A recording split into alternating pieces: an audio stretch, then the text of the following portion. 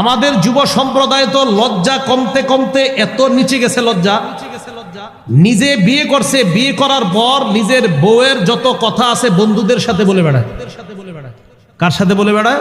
বন্ধুদের সাথে। এক তো বিয়ের সময় নবীজি সাল্লাল্লাহু আলাইহি সাল্লাম বললেন, ইন্না আযমান নিকাহি বারাকা আইসারুহা মাউনা, ওই বিয়ে সবচেয়ে বরকতময় যেই বিয়েতে খরচ কম।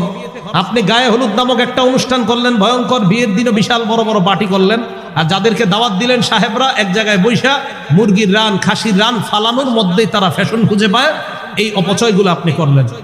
এরপরে যাক বিয়ে করার পর পুত্রবধূ, আপনি বিয়ের আগে যখন পুত্রবধূকে দেখতে যায়, মনে রাখবেন ছেলের বিবি হওয়ার আগ পর্যন্ত শ্বশুরের জন্য ওই মেয়েকে দেখা হারাম। শ্বশুর তার পুত্রবধূকে পুত্রবধূ হওয়ার আগ পর্যন্ত দেখা হারাম।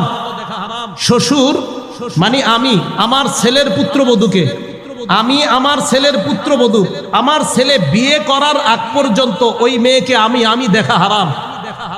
এখন আপনারা কি করেন? মেয়েটা দেখা ছবি উঠায়া সবার পাশাপাশি নিজের বাপ, ভাই, ভাইয়ের বোনের স্বামী টামি সবাইকে দেখান। এটা হারাম, এটা নাজায়েজ, এটা অন্যায়, এটা জায়েজ নাই।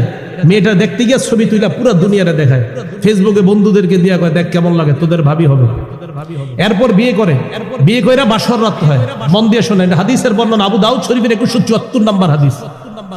নবীজি সাল্লাল্লাহু আলাইহি সাল্লাম সাহাবাদের সামনে দাঁড়াইলেন, দাঁড়ানোর পর বললেন, এই সাহাবাদের মধ্যে যারা তোমরা পুরুষ আছো, ইজা আতা ইমরাআ আগলাকা বাবা ওয়া আলকা আলাইহি সিতরা, বিবির কাছে গেলা, যাওয়ার পর দরজা বন্ধ করলা, পর্দা ফালাইলা, এরপর আল্লাহ প্রদত্ত ভালোবাসা তোমাদের মাঝে সম্পর্ক কায়েম হলো।